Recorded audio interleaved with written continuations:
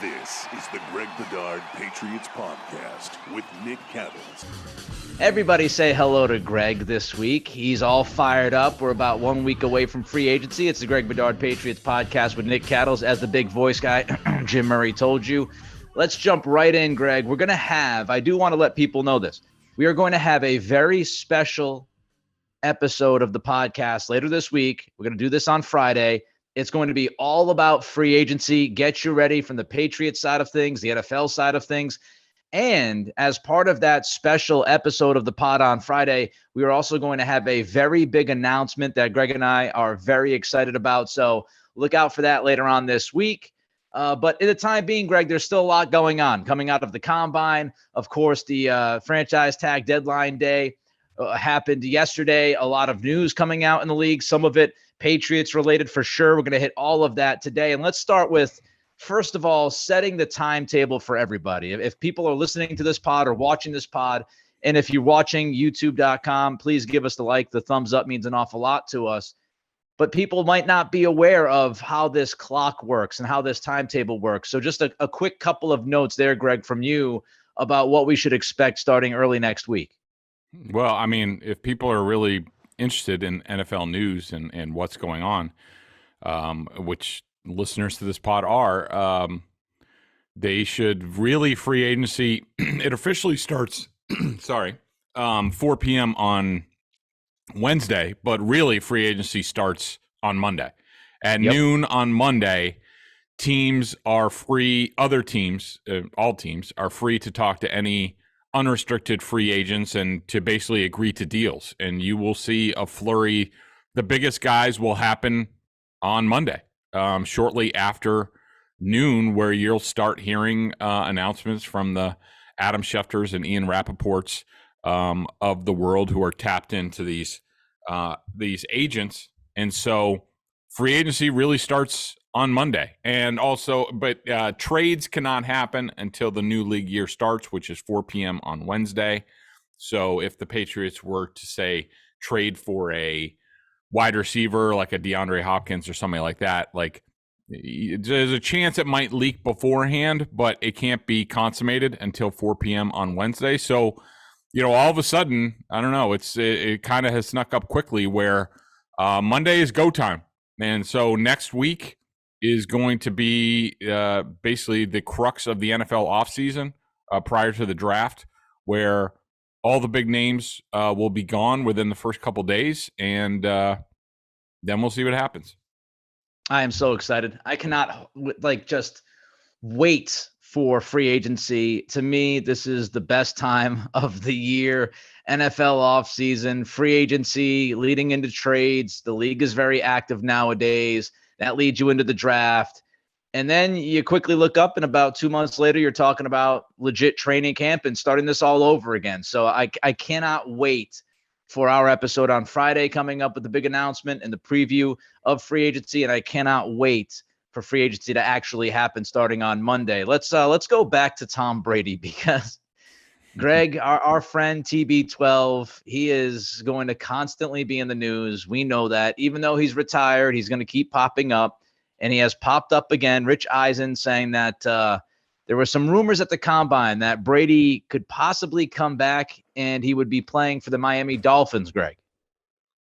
Yeah, I mean, I don't know if it's all that surprising to me. I don't know about you, Nick, but look, I think this was the deal with Brady retiring. First of all, as we said at the time, I was disappointed because I still think he can play, and he's still one of the best quarterbacks in the league. You know, does he need more around him that he didn't have on an injury-ravaged Bucs team last year? Yeah, but I think the crux of his retirement was about family. Everything that he went through this year, the divorce from Giselle, his kids are now basically their home base. From what I understand, they have shared custody at this point. But their home base is, and Giselle and Tom live very close to each other down in Miami. But their home base is Miami. And I think that, from what I heard, Tom being local is sort of like, it's mandatory in sort of whether he wants to be in the lives of the kids, which he obviously does.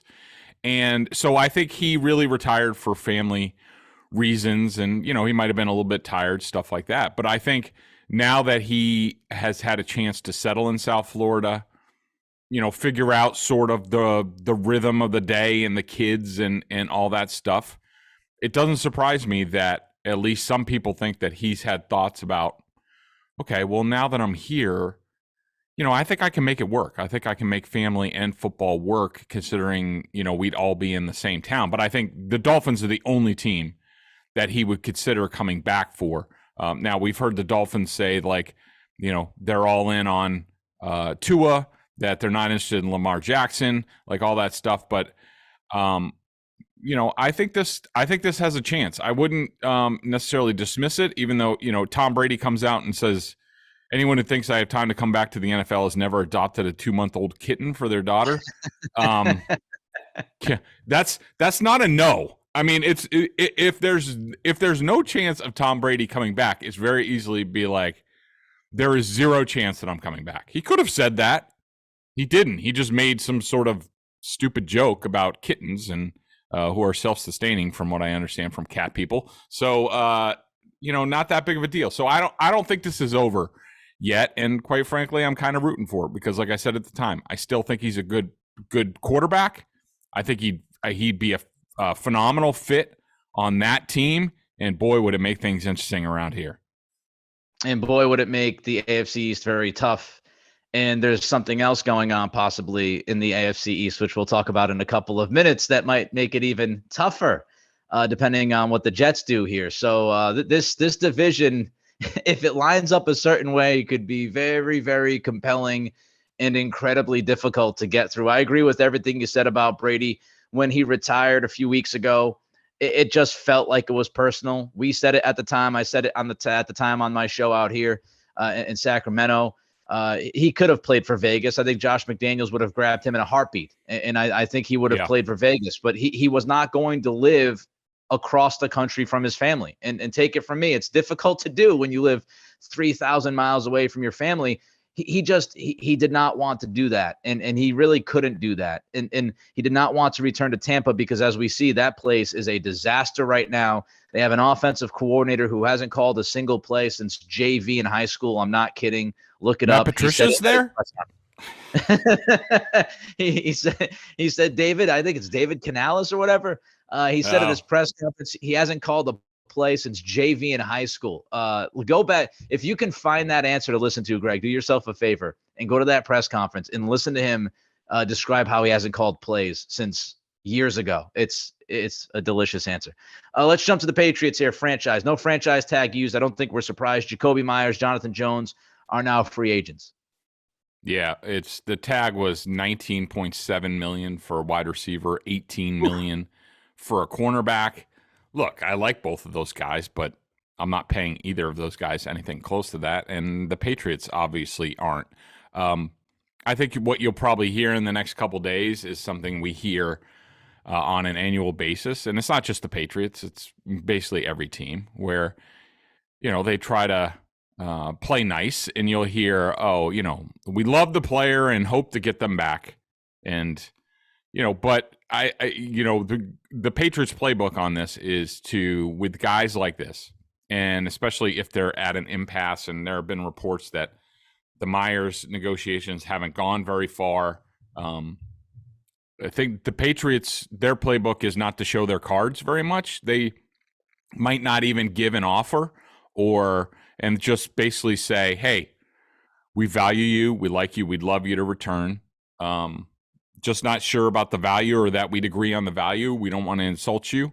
So why don't you go out into free agency and find out what your market is, come back to us, and we'll see if we can do something, because we'd love to have you back. So I think, if I had to guess, I think Jonathan Jones's market is going to be much stronger. A starter inside, outside, showed well on the outside, even though that's not his forte, and he struggled against number ones towards the end of the season. I don't think he'd be a number one for anybody, but he'd be a dynamite number two for somebody. And I don't think that the Patriots, with already on the roster, Jalen Mills, who they can get out from underneath from, Jack Jones, Marcus Jones, possibly a draft pick.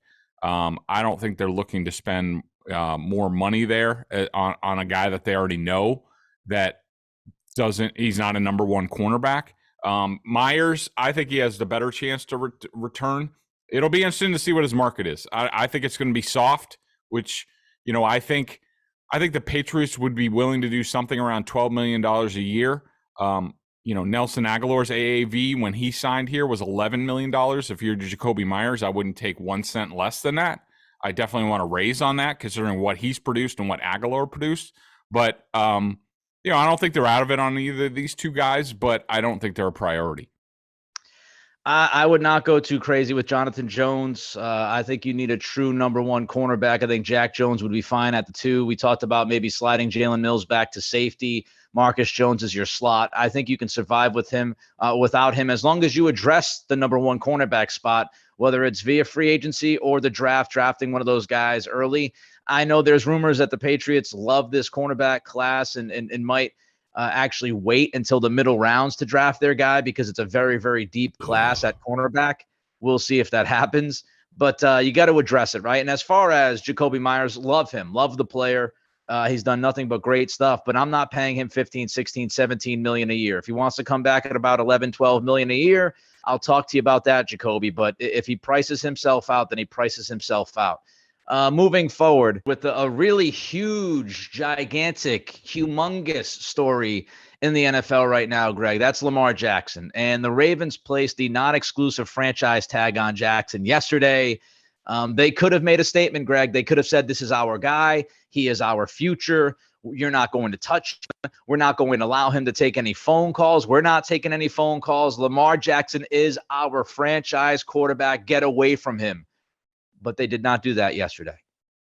Yeah, I think it's a couple different things. So you've heard the Lamar Ravens friendly sort of storyline on this is the two sides have come to an impasse on where they see Jackson's value as far as guaranteed money and things like that. And the Ravens put the non-exclusive tag on to sort of allow the market to dictate, to be the mediator between these two sides, where they're like, all right, well, this is what we think, this is what you think. Why don't we let other teams in? And if you get an offer, we'll have a chance to match. Or, if it gets too pricey, the Ravens could, it's on the tag, on this tag, it's 2 first-round picks. So the team needs to have a first-round pick this year and next year, at least going into this year's draft. But teams can always work out a deal on the side, similar to the Patriots did with Wes Welker when he was, I think, a restricted free agent with the Dolphins. They could have signed into an offer sheet and just gotten the compensation, but the Nick Saban and Bill Belichick worked out a deal where the Dolphins took slightly less than that for Wes Welker, and a team could do the same sort of thing here with Lamar Jackson. I mean, I don't know what you think, Nick. You have your eyes and ears open a little bit more as to what's being said around the league in general, but I mean, I know there's some whispers about like there's collusion because we've heard a bunch of teams who you'd think you would be in. You would think Miami, Carolina, Washington, the Jets, and the Colts at least. Falcons also, but they said they're out. But all these teams, almost all of them, have said they're not interested. And there's been talk about collusion, about how the NFL owners are getting together to sort of, reset what Deshaun Watson's guaranteed contract did to all this. So, who knows? But it would be surprising to me. I mean, I think at this point, unless Lamar Jackson gets a dose of humility in terms of what his contract will really look like from the market, then I don't think the Ravens would be all that bothered if, he walked to someplace else and they sort of reset at the position. There's so much here. When you look at how much money has been spent on this offense over the last 4 seasons, I think it was Warren Sharp had the number that the Ravens have spent the least amount of money on their offense the last 4 years. And they have not done a good job surrounding Lamar Jackson with legitimate, bona fide wide receivers. Mark Andrews has been his best target for the last several years. They have depended on his legs. Greg Roman, I thought, was stubborn with his offensive approach and would not change things enough. Lamar is a talented guy. There's no denying that. But there are a few questions about him. He's been banged up the last 2 years. He's missed multiple games the last 2 years. I think he missed 5 games this year. He wants all of this guaranteed money. And from Lamar's point of view, he's like, look, man, Deshaun Watson got all that guaranteed money from Cleveland. He's not a former MVP. I'm a former MVP. I deserve that guaranteed money. And the Ravens are saying, we understand you want that guaranteed money. But that was a very, very different contract that the Browns gave out. Jimmy Haslam and company really screwed things up across the NFL for other owners by giving Watson the contract they gave him, especially given the context and circumstances of the Watson situation at the time. That was a crazy, crazy contract to hand the guy. And it's made for some difficult negotiations, which leads me to, Greg, Lamar Jackson does not have a legitimate agent. And this is hurting, I think, his business. And I'm not saying he shouldn't try to draw the line and try to get as much as he can. He should. But not having the agent is not talking to the Ravens. The agent is not going to the combine talking to other teams behind closed doors. The agent is not massaging things to put Lamar in a great position with all sorts of leverage. So that's another layer to this. Another layer to this is you have to offer him the contract. The Ravens can match. And some teams, I'm sure, are concerned, okay, are we going to sit here and dink around with Lamar Jackson in this contract when the Ravens can just smack us away and we waste our time doing this? Or if you're somebody like Miami and you have Tua, do you want to publicly give Lamar Jackson a contract offer for the Ravens to turn around and say, no, we're keeping him, and now Tua's camp is pissed at you because Tua wants a contract? So there's a lot of layers to this. I don't just easily point to collusion. I do think it's worth the conversation. I do think owners across the league do not want to pay $150, $200 million, $250 million guaranteed to any player because the precedent it sets. But there's a lot to this story. Let's jump to the next quarterback, big name, and this could absolutely impact the Patriots, Greg. Aaron Rodgers, all sorts of stuff coming out the last week or two. I found it very telling. Mike Silver, who's pretty close to the situation, he came out this week with a story saying that, he's got a source or a couple sources in Green Bay, pretty much saying we've had enough of Aaron. We're done with him. There was a quote in there saying, well, not a quote, but kind of like a paraphrase deal from Mike saying that the team feels like Rodgers bailed on them. He failed to commit to them. He tapped out once he got the big contract last March. I read that, Greg, as the team leaking out to the fan base, be ready for this guy to leave. And if we do trade Aaron Rodgers and you want to freak out at us and give us some public backlash, well, here is a convenient report right before that trade to let you know why we tried to make this work, but it didn't, because he was the guy that bailed on us. It's his fault. We had no other repercussion but to deal him and move on with our life. And that feeds into this report that the Jets are talking to him. The Jets flew out. They spoke to Aaron Rodgers. So if he does leave Green Bay, Greg, it certainly sounds like it's going to be to the Jets. Your thoughts on all of it, the Green Bay relationship and the possibility or probability of Aaron freaking Rodgers being in the AFC East? It's I have like deja vu all over again from the Favre stuff. I mean, I was there in 2008, right in the middle of it, at the Milwaukee Journal-Sentinel. And, Nick, what's amazing to me, and I'm sure I've mentioned it on the podcast before, but it's just, it's incredible that Aaron Rodgers, who you have to remember, when he took over for Brett Favre, he went out of his way to be the anti-Brett Favre. He was there. He was backing him up for 3 years. He saw all the yearly offseason drama, how that bothered the organization and his teammates. He saw a guy who changed in his own locker room, away from the guys. You saw, a guy who at times, 2007, he was pretty good. McCarthy had reined him in a little bit, but who was reckless and careless with the ball. And when Aaron Rodgers became starter of the team, he wanted to be 180. He was overly cautious with the ball, and sort of was his whole career, where he didn't turn the ball over, didn't throw many interceptions. He, he was sort of the consummate teammate until his last contract, where he left the team some room to finagle certain moves to surround him with talent. He went out of his way to have like meals with the guys, like, and all that stuff, and tried to be drama free for the team, and he was for a bulk of his career. And now he's turned into Favre, to the point where his likely next move, he's in the same place that Favre was, where the team is sick of the drama, wants to have nothing to do with him, and is probably going to trade him to the AFC because Mark Murphy is the head of the Packers.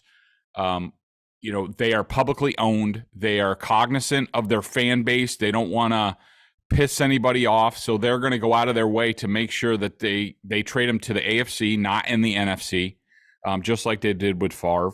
And it's unbelievable to me. I mean, I would think in most circumstances, like a team like the Raiders would get involved in Rodgers, but the contract is just prohibitive, and the Raiders have too much work to do on their team, especially on defense, to just add a $50 million a year quarterback. They can afford it. They can make it work, but what's the cost to the rest of the team when, they need to defend Justin Herbert and Patrick Mahomes and now Sean Payton's in Denver. And so to me, it's the Jets. I think he's going to the Jets. I think it's only a matter of time before we hear that the trade is announced. And I think everybody just wants to move on their way. And it's, I would be fearful of a rejuvenated Aaron Rodgers in New York. A change is good for anybody. It re-energizes you, gets you going. I think Aaron was playing going through the motions the last few years in Green Bay, and I think this type of move and people doubting him and the Packers doubting him, he's going to play some good football, and I would be scared of him coming in this division.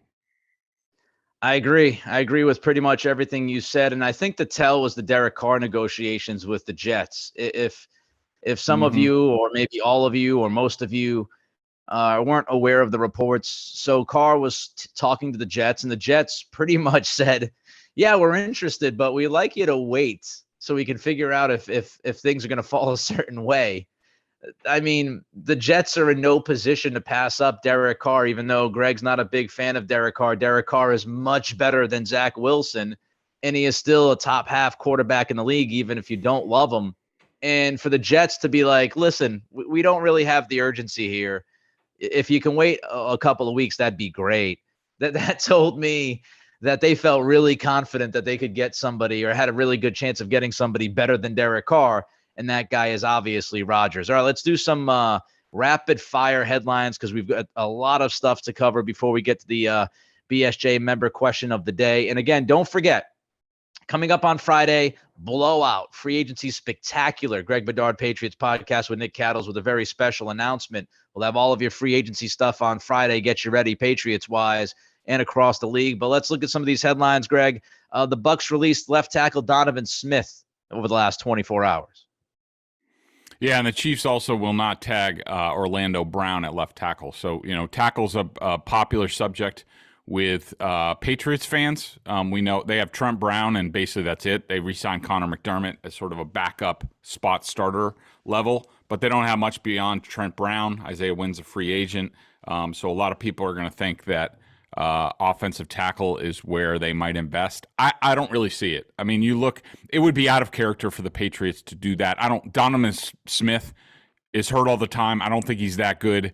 I have no interest in him. Orlando Brown, I think, is more of a right tackle. Good guy. He is going to get paid through the nose. Somebody who is desperate for at least one starting offensive tackle is going to pay him. And I can't see it being the Patriots. I mean, you look at their history. Matt Light, second-round pick. Nate Solder, first-round pick. Sebastian Vollmer, second-round pick. They've never really brought in anybody from the outside. I mean, Trent Brown, they made the trade. He didn't get paid until he went to the Raiders. I mean, in his 3 seasons with the Patriots, Trent Brown has only made an average of $7 million a year. I can't see them all of a sudden. I mean, even when they had Brian Waters from the Chiefs at guard, Waters wasn't making a lot of money on this team. And so I just don't think, they'll re-sign their guys, and pay them well, whether that's, Shaq Mason or, even Solder when they re-upped him, they'll do that for their guys. But outside guys, to me, they view offensive line in general as a place where you can find guys and you can develop them. And they're paying Adrian Clem a good amount of money, maybe more than Dante Scarnecchia made here. And so, you're paying for that. He should develop these guys. So I don't see them doing that. I think the draft is much more likely for a tackle. I'm fine with them drafting. Go via the draft. I just paying a ton of money for one of these guys doesn't really fit to me. Mike McGlinchey, not the best pass blocker. He's really good run blocker. He's kind of middle of the road pass blocker from San Francisco. He's going to be a free agent. He wasn't tagged. If you address the tackle spot in the first round, second round, I'll feel fine about it. Yep. But they do have to get at least one or two guys. They do need to get younger because, as we've talked about on this pod, Win is gone. He tweeted out, free today. See you later, Isaiah. I'm glad you're free. You deserve to be free. Bye-bye. Not going to miss you. And Trent Brown has one more year left on his deal. So they've got to get younger at that position. They have to address it in the draft. Dolphins released cornerback Byron Jones. Yeah, and most years he would be an option. I mean, he came out and tweeted that he can't run or jump after some of his injury issues in the Dolphins. But, could I see him getting healthier and the Patriots taking a chance on him? Because I do think when he's healthy, he's a damn good cornerback. I could see signing him and hoping, to some sort of deal where there's upside if he does get healthy and make the roster and stuff like that. But, not a big consideration at this point. Daniel Jones gets a contract. I think it's 4 years, $160 million off the top of my head. I do believe $82 million guaranteed in the first 2 years of this contract. Greg, I think this is a similar situation as to what's going on in Seattle with Geno Smith. The first couple of years of these deals, the guaranteed money, I think both teams are in a situation, especially Seattle sitting at 5 in the draft because of that wonderful Russell Wilson trade they pulled off last offseason. Mm-hmm. I don't think the Giants or the Seahawks are telling us that Geno Smith and Daniel Jones is going to be QB1 for sure. Lockdown, no doubt about it for the next 5, 6, 7 years. I think this is, hey, both guys played pretty well. Geno played much better than Daniel Jones did, but both guys played well enough. Let's give them a 1 or 2 year. Thanks a lot. Here's some good money, and we'll revisit this and possibly draft somebody to replace you here in the next couple of years if we need to. Yeah, I think that's 100% the right read on this. I mean, I think that, Geno's contract is more of a, 1 year and we'll see. And I do think You're exactly right that at 5, they're positioned perfectly to get a quarterback. Like, I think, certainly between the top 3 guys, Bryce Young, CJ Stroud, and Anthony Richardson, that 5 is basically the floor for those guys. I mean, Anthony Richardson, that would be a perfect place for them in terms of playing style. Come in, sit for 1 year, 2 year, depends on how he develops, but you could take your time with him. And when he's ready, you say, bye, Geno, Anthony Richardson, it's your team. I think that's a perfect spot for him, but I think you're exactly right. These guys are good enough for now, sort of like the Alex Smith Chiefs sort of scenario, to, compete and win playoff games, but we're still looking for that bigger payoff down the road. Saquon Barkley was also tagged in New York, so he'll be there for the at least next year. Cardinals are going to release formerly Robbie Anderson, now Chosen Anderson. Greg, this was a guy we talked about it, and I was today years old when I found out his name is Chosen now. Thanks to Greg. But we talked about him last offseason. You had some notes about Robbie Anderson and now Chosen Anderson. The Patriots interested in him. I would think that it makes sense to at least kick the tires. Would you? Yeah, I would. I mean, he's had more name changes in the past couple of years, and you wonder what's going on with that. And he's always been sort of kind of a kooky cat, but talented. And I think he still has some good play in him. The Patriots have always liked him. I think he has the type of versatility, inside-outside versatility that he likes. I think he would be, like, Nelson Aguilar's going out the door. I think he would be an upgrade over that if you were looking to replace that. But yeah, I think there's a chance of that. He's a depreciated asset, and we know Bill Belichick loves those depreciated assets. Jesse Bates, unlikely staying in Cincy. He was not tagged. Of course, he's a safety. Some people would say, hey, 2 and 2 equals 4. How about the Patriots? They might need a safety with Devin McCourty possibly retiring. Bates, though, a little too much money, Greg. Yeah. I mean, this is a guy who, basically played chicken with the Bengals and Mike Brown on his tag last year. And the Bengals basically laughed at him. I mean, he held out, and they were like, yeah, okay, that's really going to bring us to the negotiating table. So to me, this is a guy who is just looking to get paid. So he's going to whoever offers him top of the market. I don't see it being the Patriots. That's, certainly if Devin McCourty decides to play, they're out of that. But I think there will be better options for the Patriots. Plus, they have it like we talked about. They can move Jalen Mills to free safety. Free safety is a get-back position here. It's not a priority. You like to have a smart guy who can cover up a few things, but you're not looking, remember, Duron Harmon did that for years and did it, reasonably well. He's a free agent. He just did the same role for the Raiders and played well. Why would you could get Duron Harmon for $3 or $4 million a year to play that. He knows the position other than paying, Jesse Bates, whatever, 12, 15 million. No, thanks. All right, we got to pick and choose here. So I'm going to jump to the Cardinals. The Cardinals are said to have parameters on a DeAndre Hopkins trade worked out. It sounds like he's going to be gone. By the way, the Cardinals have handled questions about him. It's not if, it's when, and it's also where. Your thoughts on Hopkins? Yeah, I think there's a reasonable chance that it could be the Patriots that he's dealt to. Ooh, I'm not, I'm not reporting anything, but you look at the parameters, it's leaked out that the Cardinals have the parameters of the deal. And from what I understand, it means that they have multiple offers and so they know what the ballpark is. And the talk is a second round pick and then a conditional pick. That's a Patriots deal. That's the type of Patriots deal that they do all the time. I'm hoping that it's a 2024 second round pick. I really don't want to be dealing a second round pick in this draft because I do think, the Patriots need help. We talked about, in my ideal scenario, unless a no doubt guy is there at 14, you trade down and then, you're able to get, hopefully, a cornerback, a tight end and a tackle with, say, your first round pick, 2 second round picks, and your third, I think you have a chance to do something there. And so, I don't know. I think there's a chance. I do think Belichick likes the player. I think the stuff about Hopkins and Billy O'Brien is completely overblown. People don't understand. It's never been out there. But from what I understand, a lot of stuff that went down in O'Brien's last year in Houston was basically came at the direction of ownership, whether it was, extensions or trades and certain things. And so I think O'Brien, I don't know how he feels about Hopkins. I know at one point in time he really liked him, but I don't know. I'm not enamored with the player. I'd rather go younger if I'm going to spend assets at receiver. But if the Patriots want to give Mac Jones proven guys to sort of prove it one way or the other, whether he's a franchise guy, I guess you could do worse than DeAndre Hopkins. I'd be fine. I think they trade down in the first round. They could pick up an extra pick or two if they trade down. This draft is pretty deep in the first couple rounds, especially positions of need.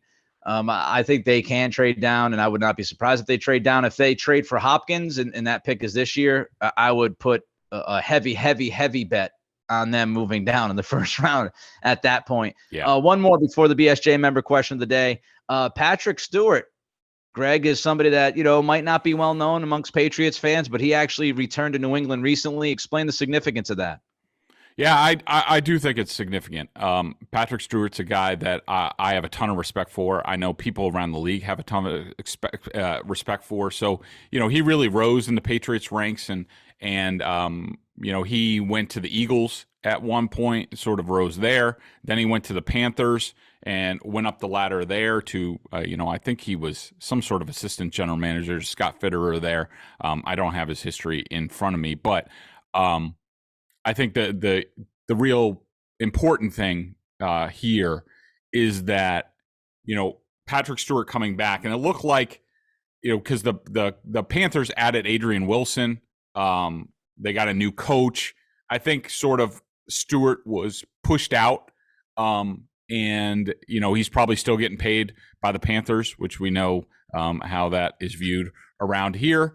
But that they were able to get him like during free agency before the draft, that's almost unheard of. You really, most of the time, that doesn't happen until after the draft. So he's been working for the Panthers on this free agency. He's really strong on the pro personnel side on the draft. So he knows what the Panthers' thinking is. He comes in. I think he'll probably team with Elliott Wolf a bit on the pro personnel side to offset, Matt Groh, who came up through the college ranks. I think it's a huge bonus for the Patriots. I think he really helps out. I think he's developed an independent voice, and will be a guy that Belichick respects and will listen to. And I think it makes their front office better, at least going into a very important offseason. Carolina, Chosen Anderson, you say, the team that traded him to Arizona. I wonder. BSJ member question of the day, Greg. We're going to do this one quick. What do you got? So there were a couple. This was related to me talking about the offensive tackles and, the free agency and stuff like that. And I had a couple of members because I mentioned in there, and this was about how the Patriots haven't spent many resources on tackle over the years. And, I mentioned that they have, they have Trent Brown, they have Conor McDermott, and a couple of members said, plus the Patriots have Conor McDermott. That is a good thing. That's from Sebastian 87. I am puzzled by what appears to be a noticeable reweighting of Conor McDermott's worth, because everything he said prior the last week or two has suggested he's a jabroni among jabronis at best. Maybe that's based on BB lauding him. That's from Brian. So I just wanted to explain. So it's not my thinking. I mean, I think Conor McDermott is a backup at best. I'm telling you what the Patriots' thinking is. The Patriots' thinking in terms of tackle is, at least for now, we have Trent Brown. He's affordable. He's a starter, either at, he's a really good right tackle. He's a solid left tackle in a real system with a real coach.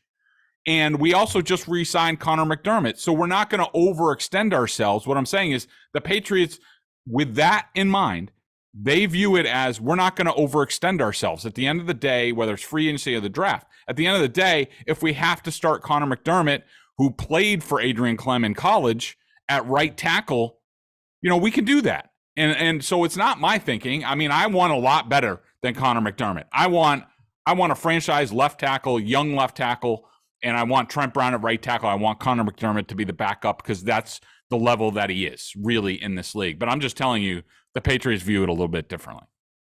Big time pod coming up on Friday. We talk free agency, Patriots, NFL. It's going to be fantastic. And we have a big announcement coming up on Friday as well that you don't want to miss. Until then, he's Greg. I'm Nick. Of course, it's the aptly named Greg Bedard Patriots Podcast with Nick Cattles. Be well, be safe, and we'll talk to you in a couple of days.